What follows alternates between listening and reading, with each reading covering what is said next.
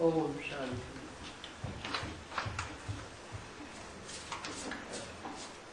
आज की मुरली है 7 जनवरी 1967, प्रातः क्लास। रिकॉर्ड चला है, इस पाप की दुनिया से दूर कहीं ले चलो।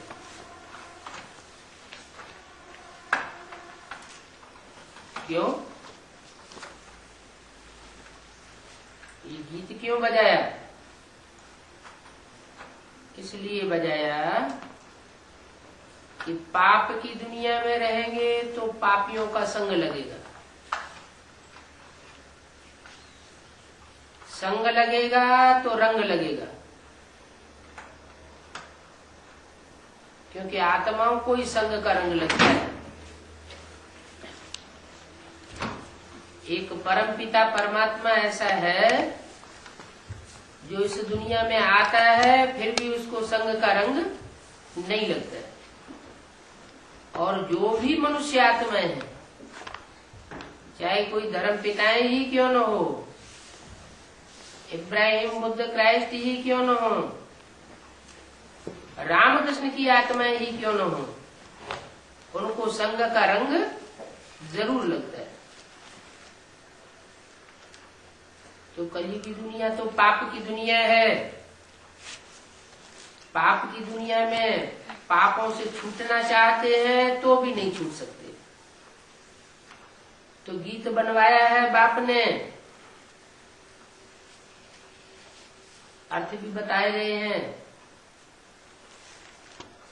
कि बच्चे अब थक चुके हैं, इस पाप की दुनिया से दूर जाना चाहते हैं। दूर कहाँ? पाप की कलयुगी दुनिया से दूर कौन सा देश है? कलयुग से दूर है द्वापर, और द्वापर से भी दूर है त्रेता, त्रेता से भी दूर है सतयुग, और सतयुग में भी आत्माएं आती हैं बहुत दूर देश से, जिसे कहते हैं शांति धाम। तो शांति धाम जाना पड़े पहले। क्यों? उल्टी सीढ़ी चढ़ करके सुखधाम क्यों नहीं जा सकते?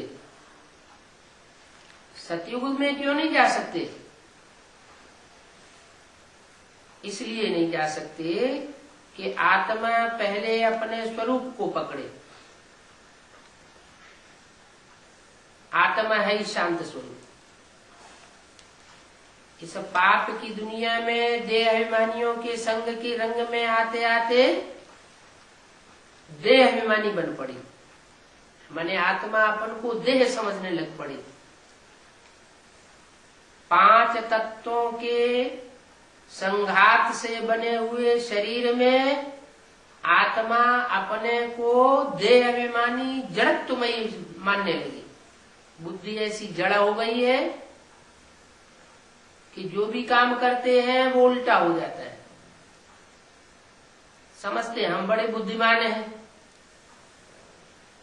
आज की दुनिया के तबक्के में वैज्ञानिक बड़े बुद्धिमान माने जाते हैं, लेकिन वैज्ञानिकों की बड़े से बड़ी उपलब्धि जो एटॉमिक एनर्जी है,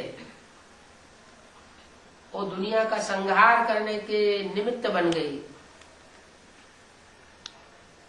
ऐसी चीज तैयार कर ली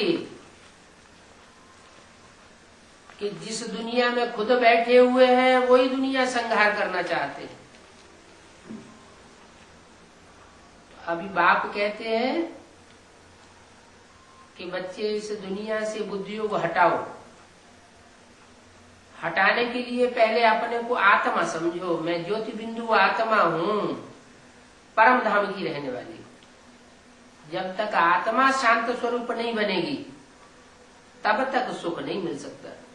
जैसे कोई को बुखार आ जाए तो पहले वो रसगुल्ला खाना चाहेगा, रसगुल्ला का सुख लेगा, या पहले बुखार उतारना चाहेगा? पहले बुखार उतारना चाहेगा, पहले दुख से दूर हो जाए। आत्मा जब तामसी बनती है देहाभिमानी बनती है तो बहुत दुख फील करती है, और जब आत्मा आत्माभिमानी बनती है तो दुख से छुटकारा मिल जाता है। दुख से छुटकारा मिलना माना मुक्ति मिलना। काहे से मुक्ति? दुख से मुक्ति, तो शांति आ जाती है। तो पहले क्या चाहिए? आदमी दुखी होता है तो दुख से छुटकारा चाहिए, उसे कहते हैं शांति। फिर उसके बाद आत्मा सुख भी चाहती है कि शांति से भी और ऊंची चीज है कि जीवन में भी रहे और जीवन रहते हुए हमको दुख न पैदा हो, अशांति न पैदा हो, लेकिन सुख मिले, शरीर भी रहे और सुख भी मिले। तो कैसे हो सकता है? जब आत्मा की आसक्ति शरीर में न हो, देह और देह के पदार्थों में आसक्ति न हो, देह के संबंधियों में आसक्ति न हो। तो भगवान बाप ऐसी दुनिया आकर के रचते हैं जिसे स्वर्ग कहा जाता है। क्या नाम दिया? स्व माने आत्मा, ग माना गया। कहां गया? ऐसी आत्मिक स्थिति में गया। स्व माने आत्मा, ग माने गया। कहां गया? ऐसी आत्मिक स्थिति में गया जहां देह का कोई संबंध खींचता नहीं है, वहां देह का व्यभिचार ही नहीं होता। राधा की दृष्टि कृष्ण में डूबती है, कृष्ण की दृष्टि राधा में डूबती है, और किसी में दृष्टि डूबती ही नहीं, तो व्यभिचार का सवाल ही नहीं। तो अशांति वहां नहीं होती। अशांति होती है वैश्यालय में, और शांति होती है शिव के रचे हुए शिवालय में। शांति पवित्रता से आती है।